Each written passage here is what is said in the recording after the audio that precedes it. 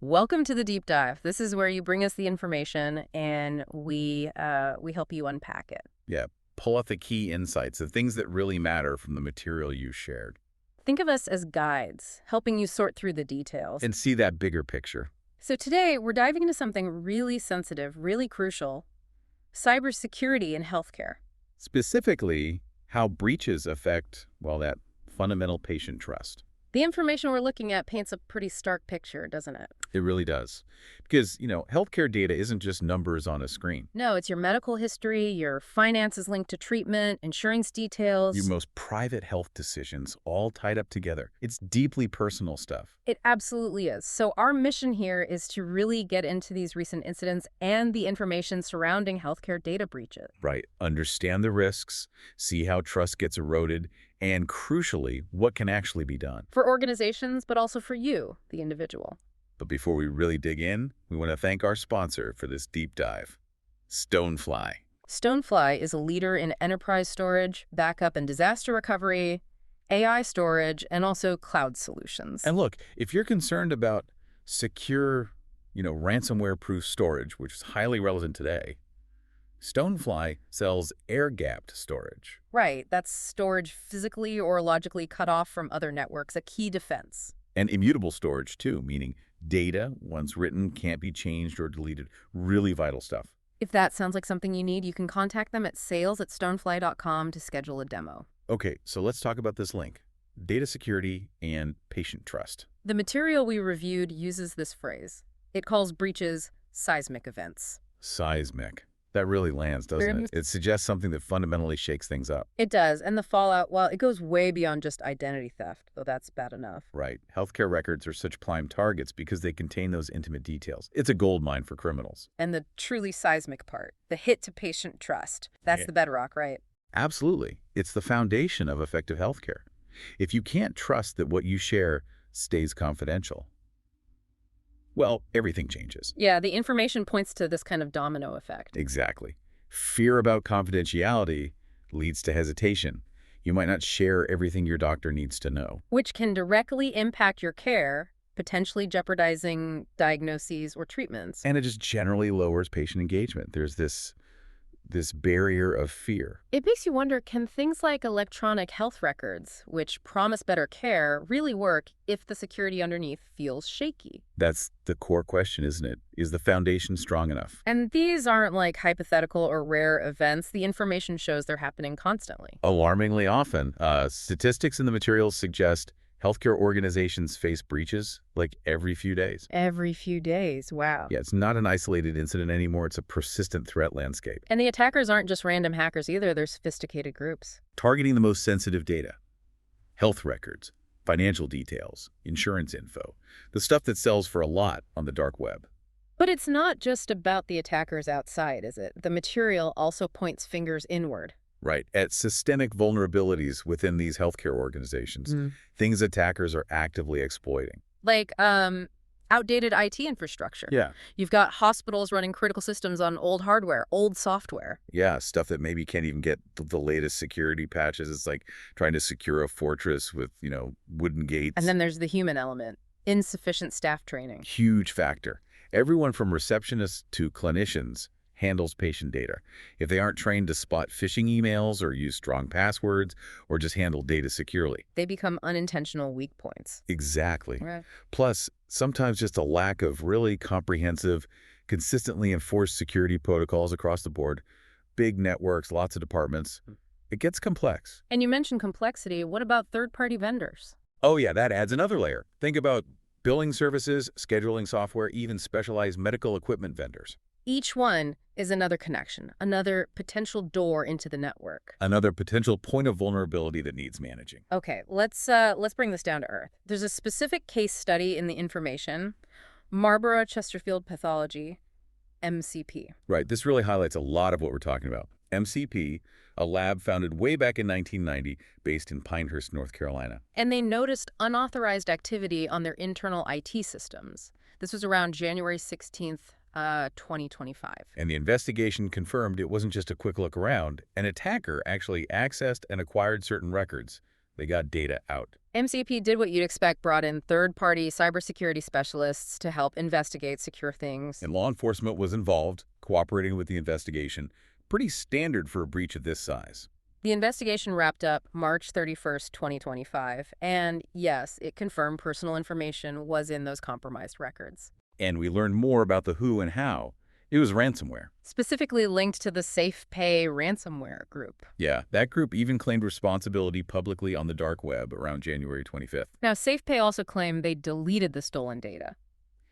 The information doesn't officially say if MCP paid a ransom. But, the fact that SafePay claimed deletion and then MCP apparently disappeared from their leak site later, well, it might suggest a ransom was paid. It's suggestive, yeah, but not confirmed in the material we saw. Either way, the scale is significant.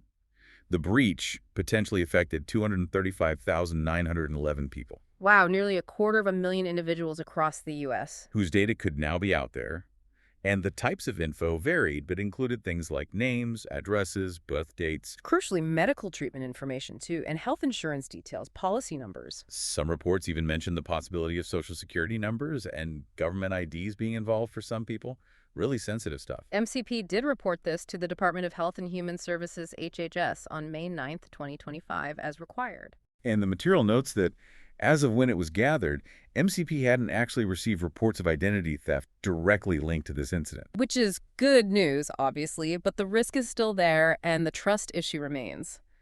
That disappearance from the leak site is interesting, though. It definitely underscores the real-world impact and what these criminals are after. So, faced with threats like this, both the specific MCP incident and just the general landscape, what's the response for organizations and, for us as individuals? Well, MTP's immediate actions were about securing and restoring systems, getting those forensic experts in to figure out exactly what happened. Containing the access, strengthening defenses to try and stop it happening again. Right, and then notifying the people affected. They put a notice on their website, set up a dedicated call center. The number listed is 866-408-2171 for people with questions. But looking beyond just one incident, the information also brings in guidance from CISA, the Cybersecurity and Infrastructure Security Agency. CISA talks about basic cyber hygiene. This isn't just for big companies, it's for everyone. Yeah, the fundamentals. Strong, unique passwords, don't reuse them, keep your software updated. Think before you click that link or open that attachment. And turn on multi-factor authentication wherever you can. That second step, like a code to your phone. It makes a huge difference. It really does. MFA is a powerful barrier. CISA's whole mission is about making cyberspace more secure, more resilient. They offer resources for managing risk. They even push this idea of secure by design. Build security in from the start, don't just bolt it on later. Makes sense. And I liked their simple slogan for reporting things. If you see something, say something. Like in the physical world, applies online too. Cybersecurity is everyone's job, kind of. Absolutely. It's a collective effort. And for individuals who might be caught up in a breach, like the MCP one, the material gives clear, actionable steps. Drawn from MCP's notice, but also CISA and FTC Federal Trade Commission. First thing, vigilance. Watch your bank statements, credit card bills, insurance explanations of benefits. Look for anything weird. And monitor your credit reports. Exactly. You can get a free report every year from each of the big three agencies: Equifax, Experian, TransUnion. The place to go is annualcreditreport.com, or you can call 1-877-322-8228. Use those reports. Check them. You can also place a fraud alert on your credit files. An initial one lasts a year. What does that do exactly? It tells businesses to take extra steps to verify it's really you before issuing new credit in your name. Okay. And there's an extended one. Yeah, for 7 years if you have an actual identity theft report filed. And for even stronger protection. A security freeze or credit freeze.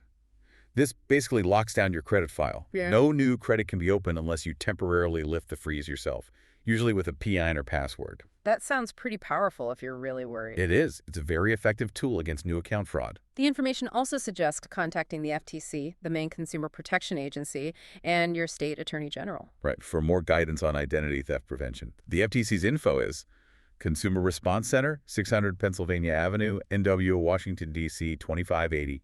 Website is www.ftc.gov. And their identity theft hotline is 1-877-ID-THEFT. That's 1-877-438-4338. So there are concrete steps you can take to protect yourself after a potential exposure. Okay, so stepping back. really tackling healthcare data breaches and, maybe more importantly, rebuilding that patient trust. Hmm. It's not just about reacting, is it? No, not at all. It has to be proactive, a multi-pronged approach. Healthcare organizations need robust ongoing security, like regular data audits to find weak spots before attackers do. And constantly updating those old systems we talked about. Plus, transparency. Yeah, clear, prompt, easy to understand communication when a breach does happen. Patients need to know what's going on. What data was involved, what's being done about it. Hiding things just erodes trust further. And what about empowering patients? Also critical. Educating people about their data rights, how they can help safeguard their own info. It builds confidence, makes them partners in security. The material really seems to suggest that fixing this isn't just one group's job. Exactly. It needs a united front. Healthcare providers doing their part, policymakers creating stronger rules, and patients advocating for better protection. Everyone pushing for higher standards across the whole system. It's about building a culture where securing patient data isn't just a compliance checkbox. It's a fundamental priority, constantly checked, constantly strengthened. So wrapping up this deep dive, the core message from the information seems clear. Healthcare and data breaches are a serious growing threat.